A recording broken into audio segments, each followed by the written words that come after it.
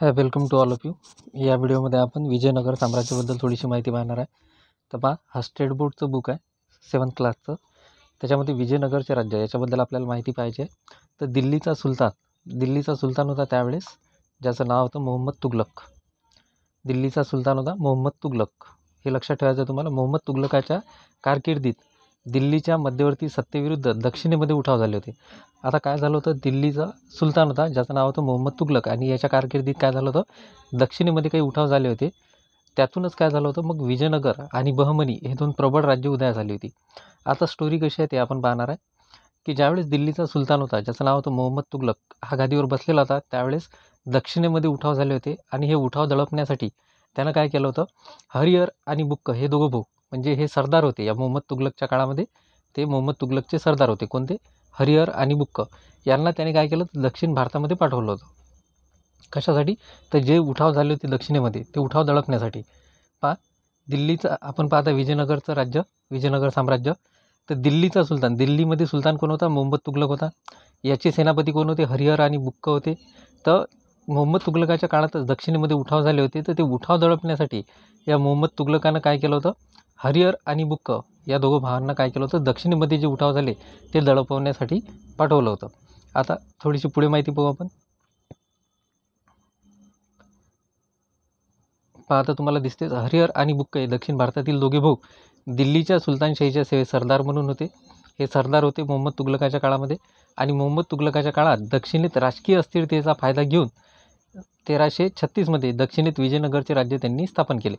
म्हणजे काय झालं होतं, दिल्लीचा सुलतान होता मोहम्मद तुगलक. मोहम्मद तुगलकाचे जे सेनापती होते, सरदार होते, ते होते हरिहर आणि बुक्क. तर दक्षिणेमध्ये उठाव झाले, ते उठाव दडपण्यासाठी मोहम्मद तुगलकानं काय केलं, या दोघं भावांना दक्षिणेमध्ये पाठवलं. आणि जसे हरिहर आणि बुक्क दक्षिणेमध्ये गेले, त्यांनी काय केलं, राजकीय अस्थिरतेचा फायदा घेऊन तिथंच स्वतःच दक्षिणेमध्ये विजयनगर राज्याची स्थापना केली. मग आपल्याला प्रश्न विचारतात की विजयनगर राज्याची म्हणजे विजयनगराची स्थापना कोण केली? तर ते दोघं भाऊ होते, हरिहर आणि बुक्क. आपल्याला लक्षात ठेवायचं आहे की विजयनगर साम्राज्याची स्थापना कोण केली? तर याच्यावरही प्रश्न आलेला आहे राज्यसेवेला. तर लक्षात ठेवायचं आहे, हरिहर आणि बुक्क या दोघं भावांनी काय केलं, तर विजयनगरचं राज्य स्थापन केलं होतं. त्याच्यानंतर आजच्या कर्नाटकमधील जे हम्पी हे ठिकाण आहे, ही या राज्याची राजधानी होती. विजयनगर राज्याची राजधानी कोणती होती? तर हम्पी, जे आता कर्नाटकमध्ये आहे. आणि त्याच्यानंतरच हरिहर हा विजयनगरचा पहिला राजा होय. हरिहर, आपण पाहिली होती स्थापना, विजयनगरची स्थापना कोणत्या दोघं भावांनी केली होती? हरिहर आणि बुक्क. त्याच्यामधला जो हरिहर आहे हा विजयनगरचा पहिला राजा होय. विजयनगरचा पहिला राजा कोणता आहे? तर हरिहर हा होय. हरिहरानंतर त्याचा भाऊ बुक्क हा सत्तेवर आला.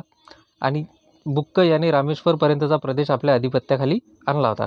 आता यांचाच जो विजयनगरचा तिसरा राजा आहे तो खूप मेन आहे आपल्यासाठी, तर आपण तो पाहणार आहे. तर पहिले तुम्ही एवढी टाईमलाईन समजून घ्या, कशा प्रकारे हरिहर म्हणजे विजयनगरची स्थापना झाली. तर बा, सर्वात आधी आपण पाहिलं होतं, दिल्लीमध्ये जो सुलतान होता त्याचं नाव होतं मोहम्मद तुगलक. या मोहम्मद तुगलकाचे महत्त्वाचे सरदार कोण होते? दोघं भाऊ होते, हरिहर आणि बुक्क. मग हरिहर आणि बुक्क होते. आणि मोहम्मद तुगलकाच्याच काळात काय झालं होतं, दक्षिणेमध्ये उठाव झाले होते. मग या मोहम्मद तुगलकानं काय केलं, या हरिहर आणि बुक्क याचे जे महत्त्वाचे सरदार आहेत यांना दक्षिणेमध्ये पाठवलं होतं, ते उठाव दडपून टाकण्यासाठी.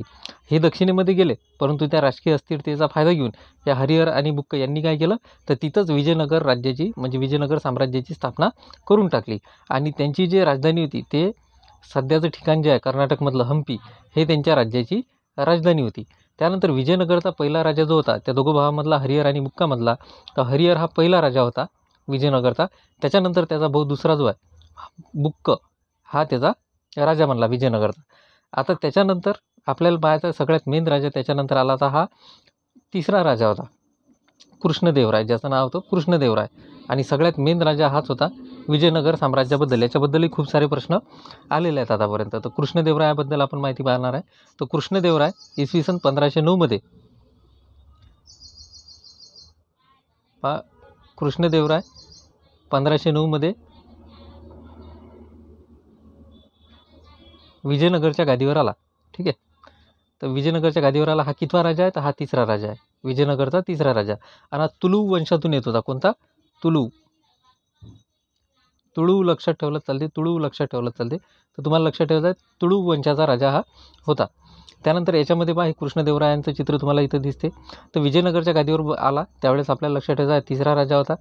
पहिला राजा कोण होता? हरिहर. दुसरा कोणता? बुक्क. विजयनगर राज्याची स्थापना कोणी केली होती? हरिहर आणि बुक्का यांनी. त्याच्यानंतर यांची राजधानी कोणती होती? तर हम्पी होती. त्यानंतर पहा विजयवाडा आणि राजमहेंद्री हे प्रदेश जिंकून आपल्या राज्यात जोडले. तर जे कृष्णदेवराय होते यांनी काय केलं? विजयवाडा आणि राजमहेंद्री हे प्रदेश जिंकून आपल्या राज्यात जोडले. त्यानंतर बहमनी सुलतान महमूद शाह यांच्या नेतृत्वाखाली एकत्रित आलेल्या सुलतानाच्या सैन्य संघाचा त्यांनी पराभव केला होता. तो कृष्णदेवरायाच्या कारकिर्दीत विजयनगरचे राज्य पूर्वेस कटकपासून पश्चिमेस गोव्यापर्यंत व उत्तरेस रायचूरपासून दोआबपर्यंत दक्षिणेस हिंदी महासागरापर्यंत पसरलेलं होतं. तर हे आपल्याला लक्षात ठेवायचं आहे. आणि 1530मध्ये त्यांचा मृत्यू झाला. आता पहा कृष्णदेवरायावर सगळ्यात जास्त प्रश्न आपल्याला विचारलेले आहेत. तर कृष्णदेवराय हा विद्वान होता. त्याने तेलुगू भाषेमध्ये हा सगळ्यात मेन आपल्याला लक्षात ठेवायचा आहे, अमुक्तमाल्यदा हा राजनीतीविषयक ग्रंथ लिहिला होता. अमुक्तमाल्यदा कोणी लिहिलेला आहे? कृष्णदेवरायांनी लिहिलेला आहे. कशाबद्दल आहे तो? राजनीतिक विषयाबद्दल ग्रंथ आहे. ठीक आहे. आणि तो कोणत्या भाषेमध्ये आहे? तर तेलुगू भाषेमध्ये त्यांनी लिहिलेला आहे. त्यांच्याच कारकिर्दीत विजयनगरमध्ये 1000 राम मंदिर, विठ्ठल मंदिराचे बांधकाम झाले. त्यानंतर कृष्णदेवरायानंतर विजयनगरच्या राज्यास उतरती कळा लागली. सगळ्यात प्रतापी राजा जो होता विजयनगरचा ते कृष्णदेवरायच होते. त्यांच्यानंतर विजयनगरच्या राज्यास उतरती कळा लागली. आजच्या कर्नाटक राज्यातील तलिकोट येथे एकीकडे आदिलशाही, निजामशाही, कुतुबशाही, बरीदशाही आणि दुसऱ्या बाजूला विजयनगरचा राजा रामराय यांच्यात 1565मध्ये लढाई झाली. या लढाईत त्यांचा पराभव झाला आणि यानंतर विजयनगरचे राज्य संपुष्टात आले. तर अशा प्रकारे शॉर्ट नोट होती विजयनगर साम्राज्याबद्दल. अजून आपण थोडीशी माहिती घेऊ. तर त्याच्यामध्ये पहा विजयनगर साम्राज्याबद्दल जर पाहायचं म्हटलं तर प्रश्न कसे आले होते. तर पहा एक प्रश्न आला होता की खालील विवरणावरून व्यक्ती ओळखा.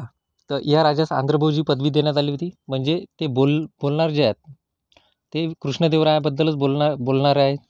तर कृष्णदेवरायाबद्दल पहा थोडीशी माहिती आपण. तर यांनाच आंध्रभोजी पदवी देण्यात आली होती. कोणती? आंध्रभोज. हे आपल्याला लक्षात ठेवायचं आहे. आंध्रभोज नावाची पदवी यांना देण्यात आली होती. त्याच्यानंतर 8 प्रसिद्ध तेलुगू कवी जे होते त्याच्यामध्ये तेनालीराम तुमच्या लक्षात असेल ते यांच्याच काळात होते. ठीक आहे. यांच्याच दरबारामध्ये होते. त्याच्यानंतर कृष्णदेवराय यांनी नागलपुरम, कोणतं? नागलपुरम नावाचं शहरही वसवलं होतं. लक्षात ठेवता तुम्ही नागलपुरम. ठीक आहे. नागलपुरम नावाचं. आणि बिदर, गुलबर्गा या मुसलमान राज्याच्या राजधानी जिंकणारा तो एकमेव हिंदू राजा होता. तर तो कोण होता? कृष्णदेवराय. कृष्णदेवरायाबद्दल पहा पहिली गोष्ट आंध्रभोजी पदवी त्यांनी घेतली होती. 8 प्रसिद्ध तेलुगू कवी त्यांच्या दरबारात होते. नागलपुरम नावाचं नगर त्यांनी बसवलं होतं. बिदर, गुलबर्गा या मुसलमान राज्याच्या राजधान्या जिंकणारा तो एकमेव हिंदू राजा होता. असं कृष्णदेवरायाबद्दल आपल्याला माहिती भेटते. त्याच्यानंतर आता पुढे नेक्स्ट थोडीशी माहिती आहे. त्याच्यामध्ये पहा एक प्रश्न पुन्हा आला होता की उत्तरेकडील पुष्कळशा हिंदू निर्वासितांना या राजाने आणि शहराने आकर्षित केले होते. समकालीन वर्णनावरून असे वाटते की हे शहर श्रीमंत आणि खूप सुंदर असावे. अब्दुल रज्जाक म्हणतो, पृथ्वी तलावर इतरत्र कुठेही असे शहर डोळ्यांनी बघितले नाही किंवा संपूर्ण पृथ्वीवर असे शहर आहे असे कानांनी ऐकले नाही.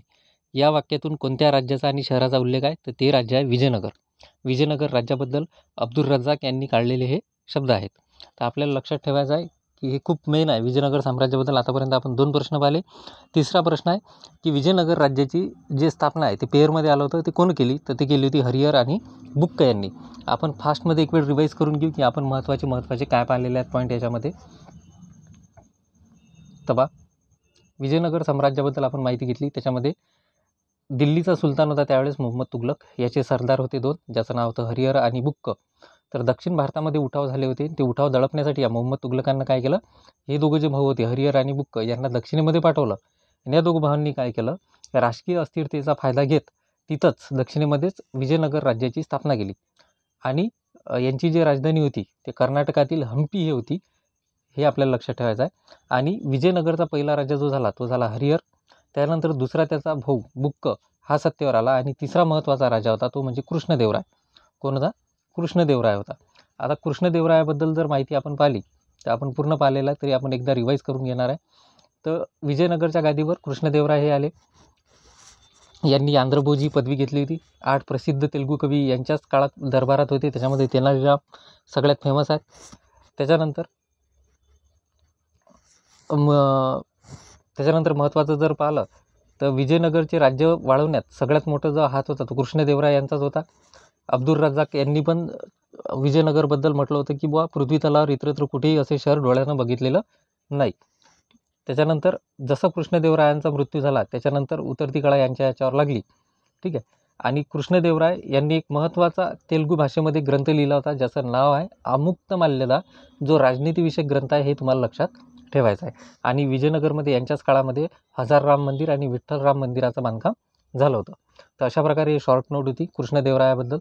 आय होप तुम्हाला आवडली असेल. धन्यवाद.